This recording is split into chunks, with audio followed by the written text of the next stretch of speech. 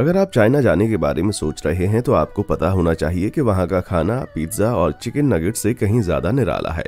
क्या आपने कभी किसी रेस्टोरेंट में मगरमच्छ का मीट, सेंटीपीड, तली हुई छिपकली या भालू के पंजे का सूप दिखा है? भाई अपने स्नैक्स को वहीं रहने दो, क्योंकि आज हम आपको आंखों से खिलाने वाले हैं। चलिए देखते हैं कुछ ऐसे गजब के फूड्स जो सिर्फ चाइना में ही मिल सकते हैं। Century eggs. आप सुबह के नाश्ते में कैसे अंडे खाना पसंद करेंगे? अगर जवाब है बदबूदार, तो चाइना ही आपके लिए सही जगह है। ये है सेंचुरी एग्स, जो कि प्रिजर्व किया हुआ बतख, बटेर या मुर्गी का अंडा है। इसे पूरे चाइना में स्वादिष्ट खाना माना जाता है। इन्हें 1000 ईयर एग्स या मिलेनियम एग्स भी कहा जाता है। घबराई मत, इन्हें सच में इतने लंबे टाइम से प्रिजर्व नहीं किया गया है। अंडों पर चाय पत्ती, लाइम सॉल्ट और राख से बना पेस्ट लगाया जाता है और उन्हें कई महीनों तक ऐसे ही छोड़ दिया जाता है। कोटिंग में मौजूद सोडियम हाइड्रोक्साइड इस समय के दौरान अंडे के अंदर के हिस्से को बदल देता है।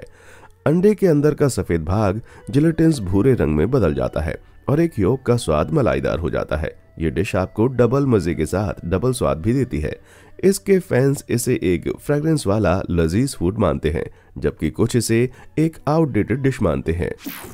बाइट वाला सूप। चाइना में आपको बहुत अनोखे सूप देखने को मिलेंगे। उनमें से एक है शार्क फिन सूप। ये एक असली शार्क फिन से बनता है। ये मार्केट में मिलने वाले सबसे शानदार और महंगे सूप में से एक है और इसके एक बाउल सूप की कीमत लगभग $100 है। हमारे नाखूनों जैसी दिखने वाली इसकी हड्डी को टुकड़े करके सजाने के लिए इसके ऊपर डाला जाता है। इसके बावजूद इसका टेस्ट इतना मजेदार नहीं लगता। इसे एक गुड लक डिश भी माना जाता है, जिसकी वजह से यह अभी भी शादियों और डिनर पार्टी जैसे बड़े बड़े प्रोग्राम्स में सर्व किया जाता है। लेकिन शार्क के फिन्स को इकट्ठा करना बहुत ही मुश्किल और डरावना है। लगभग 73 मिलियन शार्क हर साल सिर्फ उनके पंखों के लिए मारी जाती हैं। भाई ये इतना टेस्टी भी नहीं है कि इसके लिए पर्यावरण को इतनी भारी कीमत चुकानी पड़े। सी हॉर्स शिश कबाब। अगर आप कभी भी अपने आप को चाइना के लोकल स्ट्रीट फूड मार्केट के बीच घूमते हुए पाते हैं तो एक छोटा सा सी फूड स्नेक है जो कि बाकी सबसे अलग दिखाई देता है। आप माने ना माने, दुनिया में सबसे ज्यादा सी हॉर्स चाइना में खाए जाते हैं। इसकी सालाना मांग करीब 500 टन है। सूखने के बाद ये कुरकुरे हो जाते हैं और इसका टेस्ट कैसा होता है ये भाई साहब आपको बताएंगे।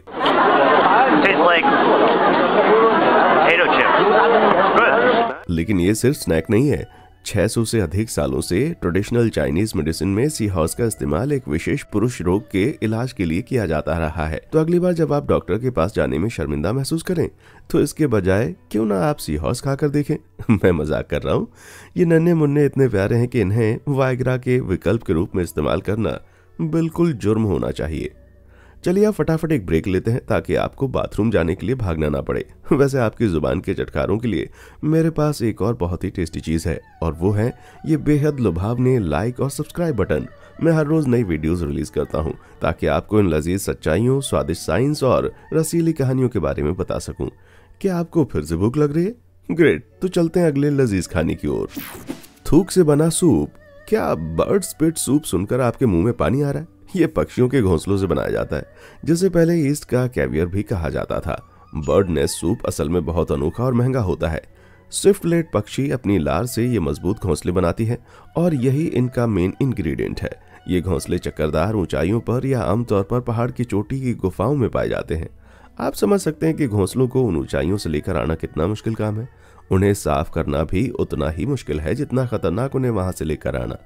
कुछ घोंसले तो $5000 प्रति पाउंड तक में बिकते हैं। लगभग 1200 सालों से ये चाइनीज खाने का हिस्सा रहे हैं और उनके जिलेटिन्स टेक्सचर के लिए पसंद किए जाते हैं। आपके खाने में वेटर का अचानक थूक देना एक कॉम्प्लीमेंट माना जा सकता है। हाँ, अगर उस वेटर के पंख हैं तो। चिप्स के अलग अलग फ्लेवर। जब चिप्स की बात आती है तो मुझे इसके सभी फ्लेवर पसंद आते हैं। चाइना ने इसके बहुत सारे अजीबोगरीब फ्लेवर्स बनाकर इसे एक अलग लेवल तक ले जाने में कामयाबी हासिल की है। Hot and sour fish soup chips सुनकर आपको कैसा लगता है? नहीं तो फिर लेमन टी फ्लेवर चिप्स के बारे में आपका क्या ख्याल है? ये आपको कड़वा लग रहा होगा, है ना? ब्लूबेरी फ्लेवर कैसा रहेगा? ये बहुत ही अजीब लग सकता है। चिप्स के फ्लेवर के ये अजीब और गरीब कॉम्बिनेशन चाइना में बहुत पसंद किए जाते हैं। आप मुझे बोरिंग कह सकते हैं, लेकिन मैं तो क्लासिक अमेरिकन चिप्स खाना ही पसंद करूंगा भाई। गटर का तेल। आपको क्या लगता है कि औरत क्या कर रही है? सीवर की सफाई? हो सकता है कि वो नालियों से गंदगी बाहर निकाल रही हो, पर वो उसे डिकम्पोज नहीं कर रही। असल में वो उसे इकट्ठा कर रही है। जी हाँ, ये नालियों में जमा हुआ पुराना तेल है। वो उसे छानकर और रिसाइकिल करके खाना पकाने के लिए तेल में फिर से यूज कर लेगी, फिर इसे रेस्टोरेंट और स्ट्रीट वेंडर्स को बेचा जाएगा। ये पूरा प्रोसेस बहुत ही गैर कानूनी है, लेकिन देश में खाना पकाने के तेल महंगे होते जा रहे हैं और ये रिसाइकल किया हुआ तेल एक बहुत ही सस्ता ऑप्शन है।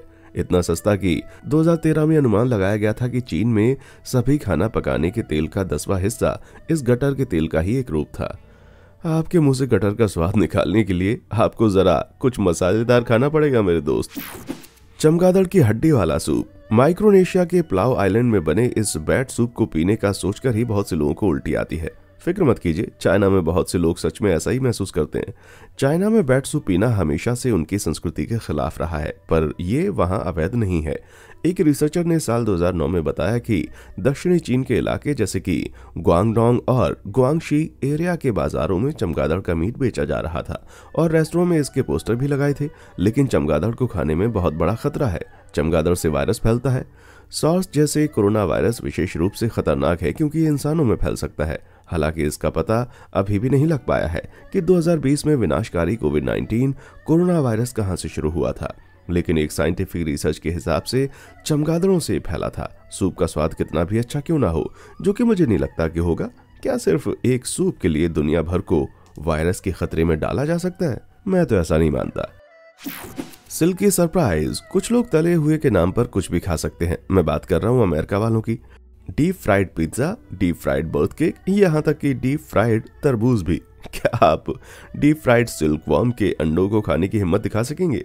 सिल्कवर्म को नॉर्थ ईस्ट चाइना में एक ट्रेडिशनल डिश माना जाता है। उनके शेल और अंडों को डीप फ्राई करने के लिए एक स्टिक पर लगाकर उनको बेचा जाता है।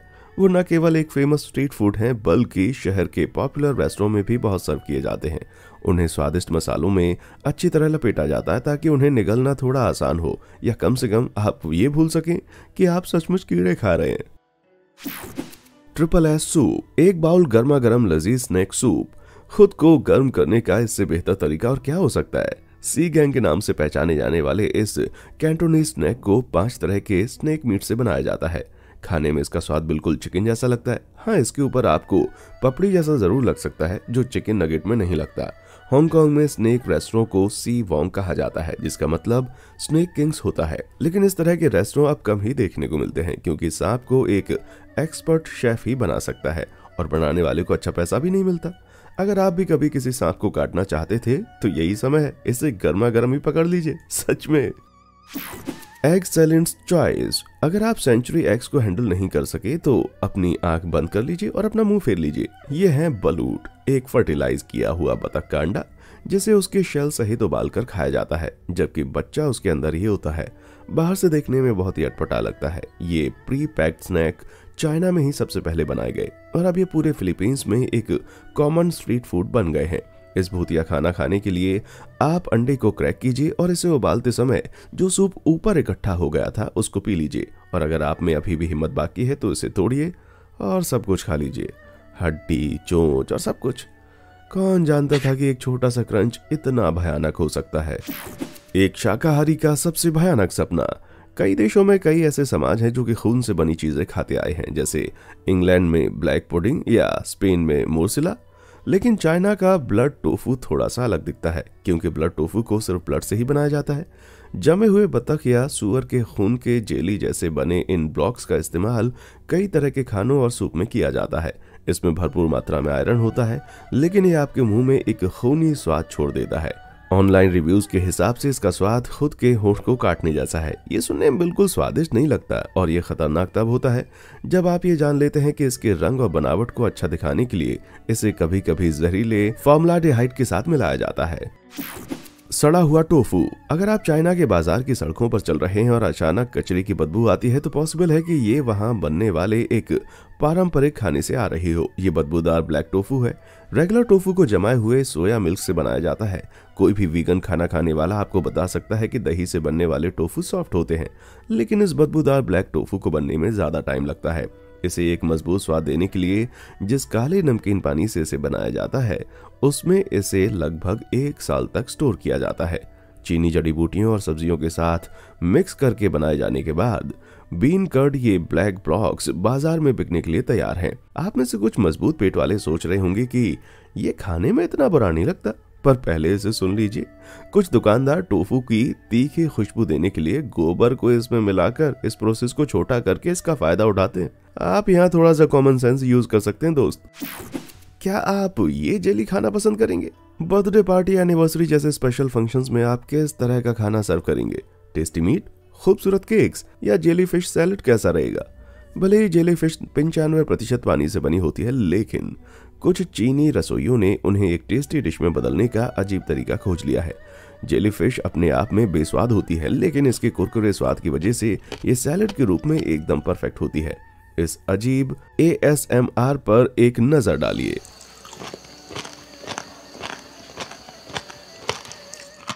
जेलीफिश सैलेड बनाना समुद्र से एक मछली को पकड़ने और उसे काटने जितना आसान नहीं है, क्योंकि सभी जेलीफिश खाने लायक नहीं होती हैं।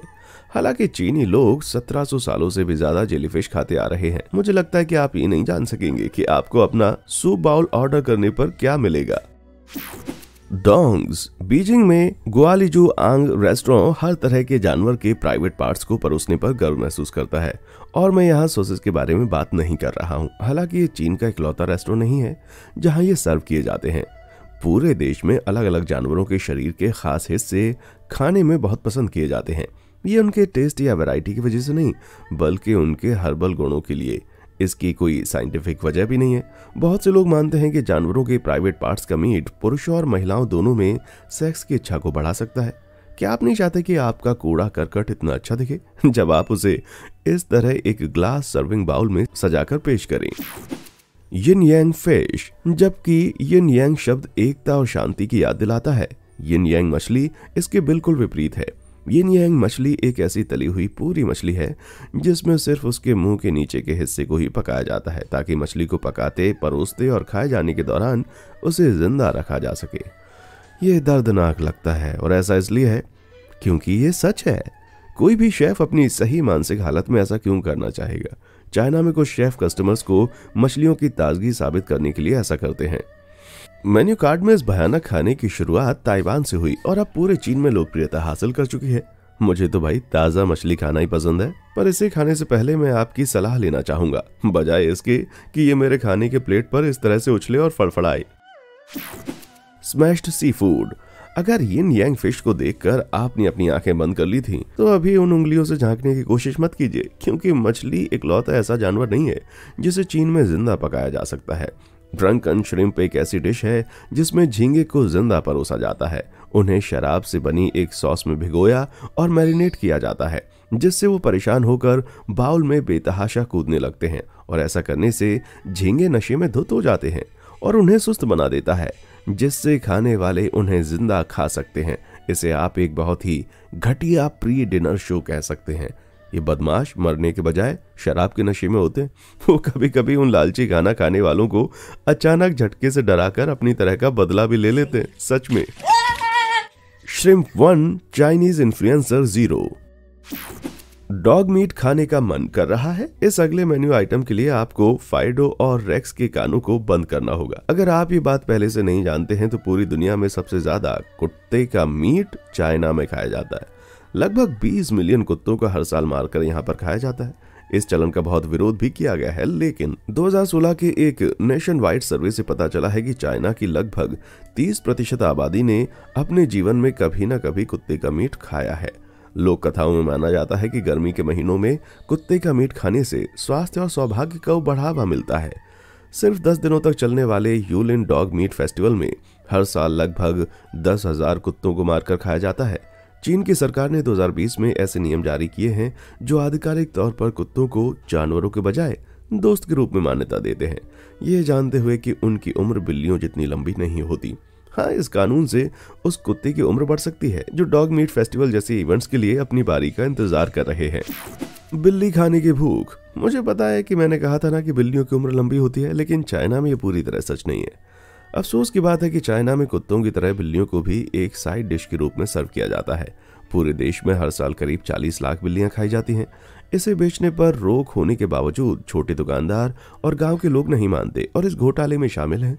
साउथ चाइना में गुआंगडोंग और गुआंगशी प्रांत जैसे इलाकों में एक पुरानी आबादी है जो सर्दियों के महीनों में बिल्ली के मीट को न्यूट्रिशन का एक अच्छा सोर्स मानते हैं। माना जाता है कि अकेले गुआंगडोंग प्रांत ही एक दिन में लगभग 10,000 बिल्लियां खाता है। 2017 की एक जांच में पता चला है कि आवारा और पालतू बिल्लियों को घेरकर खरगोश के मीट की आड़ में रेस्टोरों में बेचा जा रहा था। इस पंजे वाली डिश को ऑर्डर करने के लिए आपको पागल होना पड़ेगा भाई। भयानक टोफू। आपने सोचा होगा कि वीगन खाना इतना बुरा नहीं हो सकता, लेकिन बालों वाला ये भयानक टोफू वीगन खाने को और भी बदतर बना देता है। जैसा कि आप जानते हैं कि टोफू को फर्मेंटेड सोया मिल्क से बनाया जाता है। जैसे चीज बनता है उसी तरह टोफू को फर्मेंट करने में लगने वाला समय इसकी बनावट और स्वाद को बदल देता है। विग पहने हुए दिखने वाले इस टोफू को माओ टोफू के रूप में भी जाना जाता है। बालों जैसी बनावट वाले टोफू के लिए फर्मेंटेशन करते वक्त ह्यूमिड कंडीशंस की जरूरत होती है। इसे इस तरह से बनाने की वजह से इसमें एक बहुत तेज और तीखा स्वाद आ जाता है। अगर आप ब्लू चीज या सिल्टन खाना पसंद करते हैं तो आपको पता चल जाएगा कि मैं किस बारे में बात कर रहा हूँ। बालों वाले इस टोफू में से अमोनिया जैसी बदबू आती है। कुछ लोगों को तो इसका स्वाद मजेदार लगता है, लेकिन कुछ को इससे सीधा उल्टी आने लगती है। कुरकुरा केकड़ा। ऐसे बहुत सारे खाने हैं जिन्हें आप शेल के साथ नहीं खा सकते, लेकिन इस क्रिएटिविटी का श्रेय चीनियों को जाता है, क्योंकि अब आप एक पूरी तरह से डीप फ्राइड और पका हुआ क्रैब खा सकते हैं। इन सॉफ्ट शेल क्रैब्स को थोड़ा कूटकर चाइना के मार्केट्स में भेज दिया जाता है ताकि ये आसानी से बिक सकें। मुश्किल से खाए जाने वाले क्रैब के मीट को चुनने और परोसने का ये एक सरल तरीका लगता है, लेकिन इसे खाने में आने वाली परेशानी कस्टमर्स को खुद ही झेलनी पड़ती है। आंखें हो या पेट, इसके हर हिस्से के मीट को खाने के लिए इसके शेल को काटना पड़ता है। ये इतना आसान भी नहीं है, क्योंकि खाते वक्त इसका काफी हिस्सा आपके दांतों में फंस जाता है। अभी के लिए मैं अपने सस्ते सी फूड स्टिक से काम चला लूंगा मेरे भाई। मधुमक्खियों को भी नहीं छोड़ा। साइंटिस्ट की माने तो मधुमक्खियां तेजी से गायब हो रही हैं। मैं ये नहीं कह रहा कि इसकी सिर्फ कोई एक वजह हो सकती है, लेकिन फूलों से प्यार करने वाली इन मधुमक्खियों को एक स्वादिष्ट नाश्ते में बदलने से कुछ खास फर्क नहीं पड़ेगा। उत्तरी शहर किंगदाओ के एक रेस्टोरेंट में डीप फ्राइड मधुमक्खी के लार्वा को परोसा जाता है, लेकिन चाइना में यह आपको आम तौर पर देखने को मिल जाएगा। 1800 के दशक से मधुमक्खी के लार्वा और प्यूपा को चीन के कई इलाकों में खाया जाता है और ये आज भी वहां के बाजारों में बेचा जाता है। कुछ लोगों को इसका टेस्ट गुथे हुए आटे के टुकड़ों की तरह लगता है, लेकिन कुछ लोगों को ये नेचुरली मीठे लगते हैं और उस पर सिर्फ नमक और काली मिर्च छिड़क कर उसे खाना पसंद करते हैं। मुझे तो भाई ये सुनने में और देखने में टेस्टी नहीं लगते, लेकिन कौन जानता है कि असल में अच्छे हैं भी या नहीं। इसमें कोई आश्चर्य की बात नहीं है कि ये तेजी से गायब होने की कगार पर हैं। भालू के पंजे वाला सूप। पहली नजर में ये सूप खाने से ज्यादा मजाक जैसा लगता है, लेकिन ऐसा लगता है कि कटोरे में एक डॉल के हाथ को छोड़ दिया गया है। अफसोस की बात यह है कि एक घटिया चीनी सूप का सबसे भयानक नजारा है ये है भालू के पंजे वाला सूप। लोक कथाओं के हिसाब से ये सूप इसके पीने वालों को भालू की शक्ति और मर्दानगी देने वाला माना जाता है। इस तरह के लेन देन में इसके एक बाउल की कीमत $1,000 से ज्यादा हो सकती है। इसे इकट्ठा करने के लिए अपनाया जाने वाला तरीका इससे भी भयानक है। पूरे चीन में 70 फार्म्स पर लगभग 10,000 भालू छोटे पिंजरों में रखे गए हैं। कुछ को तो वहां 30 से भी ज्यादा सालों से रखा गया है। ये डिश कई मायनों में भयानक लगती है। मगरमच्छ का मीट। चाइना में पहला वॉलमार्ट 1996 में खुला। बाहर से देखने पर तो ये जाना पहचाना सा लगता है, लेकिन इसके अंदर मिलने वाली फिश की वैरायटी बहुत ही अनोखी है। क्रोकोडाइल मीट पूरे चाइना में मिलता है। 16वीं शताब्दी से चीनी दवाओं में मगरमच्छ के मीट का इस्तेमाल किया जाता रहा है। उस वक्त इसके मीट को बहुत ज्यादा पौष्टिक माना जाता था। ये भी माना जाता था कि ये अस्थमा जैसी सांस की बीमारियों को ठीक करता है। हमें अभी भी इस दावे पर साइंस की मोहर लगने का इंतजार कर रहे हैं। हम जानते हैं कि मगरमच्छ के मीट में प्रोटीन ज्यादा और कोलेस्ट्रॉल कम होता है। चीन अकेला देश नहीं है जो इस मीट के मजे लेता है। इस तरह का एक भुना हुआ मगरमच्छ फिलीपींस में एक फेस्टिव फूड जैसा होता है, जिसमें 50 लोगों को खिलाने के लिए काफी मीट होता है। क्या आप में हिम्मत है इसमें से एक बाइट खाने की? भैया मुझे कमेंट सेक्शन में आकर बताना। गुलिंगाओ एक प्राचीन औषधीय मिठाई है जो ओरिजिनली चाइना के गुआंगशी प्रांत से आई है। अगर लोक कथाओं पर विश्वास किया जाए तो ये एक प्रकार की कड़वी जेली है जिसमें बहुत सारे हर्बल रूट्स होते हैं। इसे खाने से 19वीं शताब्दी के एक सम्राट तोंगजी का चेचक लगभग ठीक हो गया था। लेकिन इस डार्क डेजर्ट में एक चीज छुपी हुई है जिसे सुनकर आप डर से कांप जाएंगे। आप गैस करना चाहेंगे? इसमें कछुए के शेल को पाउडर करके मिक्स किया जाता है। ट्रेडिशनली ये एक कीमती गोल्डन कॉइन टर्टल के शेल से बनाया गया था, जो कि कुछ ऐसा था। इसे कैंसर और किडनी के इलाज में बहुत ही प्रभावी माना जाता था, लेकिन साइंस के पास इस दावे का कोई जवाब नहीं है। मास्टर स्प्लिंटर ये जानकर खुश नहीं होगा। खौफनाक और घिनौनी डिश। ऐसे 100 कारण हैं जिनकी वजह से आपको जहरीले कन खजूरे नहीं खाने चाहिए, लेकिन चाइना में इस जहरीले कीड़े को कबाब स्टाइल स्नैक बनाने के लिए सुखाया या तला जा सकता है। जरा इसे सुनिए। और इतना ही नहीं, हजारों सालों से इन कई टांगों वाले कीड़ों का इस्तेमाल चीनी चिकित्सा में ट्यूबरक्लोसिस, हर्पिस, पैरालिसिस और यहाँ तक कि कैंसर के इलाज के लिए किया जाता रहा है। हालांकि ये कई बार खतरनाक साबित होते हैं। 2 चाइनीज पेशेंट्स में तो ये पाया गया कि कच्चे सेंटीपीड खाने के बाद ये उनके दिमाग में चले गए। अगर आप कुछ क्रंची खाना चाहते हैं तो मैं आपको आलू या उसके चिप्स खाने की सलाह दूंगा। सही कहा ना? तली हुई छिपकली। अगर आप एक रेप्टाइल लवर हैं तो शायद ये एग्जॉटिक चाइनीज खाना आपके लिए नहीं है। हम पहले ही सांप का सूप देख चुके हैं, पर स्टिक पर लगे इन फ्लाइंग लिजर्ड्स को देखकर आप क्या कहना चाहेंगे? ये चटपटी तली हुई या नमक में सुखाई हुई छिपकलियां आपको चाइना के बाजारों में आसानी से देखने को मिल जाएंगी, जो किसी क्रॉस पर लटके जीसस क्राइस्ट की तरह लगता है। वो टोकरी और बक्सों में भी ढेर करके रखी जाती हैं, जो सूप या चाय में डालने के लिए तैयार हैं। उन्हें पालतू जानवरों के रूप में देखभाल करने के बजाय स्नैक्स के रूप में सर्व किया जाता है। कहा जाता है कि छिपकलियों में औषधीय गुण होते हैं जो अस्थमा को ठीक करने में मदद करते हैं। ये एक बनी बनाई बात लग सकती है, लेकिन 2017 में की गई एक साइंटिफिक रिसर्च इस दावे को सपोर्ट करती है। तो बच्चों, अपने इनहेलर को कहिए गुड बाय और इस नए टेढ़े मेढ़े इलाज से दोस्ती कर लो। स्टार के शेप वाला खाना। स्टिक पर लगी हुई छिपकली अजीब लग सकती है, लेकिन छिपकली अकेला ऐसा जानवर नहीं है जो बाजार में स्टॉल्स पर इस तरह बेचा जाता है। चाइना दुनिया का सबसे बड़ा और सबसे तेजी से बढ़ता हुआ सी फूड मार्केट बनता जा रहा है। समुद्र में रहने वाली स्टार फिश देश भर में तेजी से अपनी जगह बना रही है। लेकिन आप इस 5 पैरों वाले खाने को कैसे खा सकते हैं? आपको सबसे पहले इसके चमकदार बाहरी कवच को हटाना होगा। अंदर उस ओलिव ग्रीन गूंदे को देख रहे हैं आप? यही आपका खाना है। फिर आप उस गूंदे को छील या चूस सकते हैं, जिससे आपके मुंह में अजीब सा मछली का स्वाद वाला एक लिक्विड रह जाता है। इसे शायद हर कोई नहीं खा सकता, लेकिन ये तो इसे खाकर खुश लग रहा है भाई। बहुत भारी क्लेम। ये दुनिया का सबसे बड़ा क्लेम है जिसका वजन 16 पाउंड तक है और एक क्लेम की कीमत $300 तक है। पैसिफिक जियोडक एक ऐसा क्लेम है जो अपने बड़े से साइफन, मिट्टी टेक्सचर और नमकीन स्वाद के लिए जाना जाता है। बात यह है कि जब इन्हें समुद्र से ताज़ा निकाला जाता है तब भी ये पानी से भरे होते हैं। इसका मतलब है कि अगर इसे ठीक से तैयार नहीं किया जाता है तो जैसे कि ये लेडी आपको बता रही है, ये आपके मुंह में एक पिचकारी छूटने जितना सरप्राइजिंग हो सकता है। क्या आप अपनी टीम के लिए एक ले जाना चाहेंगे? आपको इनमें से कौन सा फूड सबसे ज्यादा अजीब लगा? क्या आप में से किसी ने कभी इन भयानक किस्म के फूड्स के मेन्यू में से कुछ ट्राई किया है? मुझे नीचे कमेंट सेक्शन में आकर जरूर बताएं। और हाँ, देखने के लिए शुक्रिया।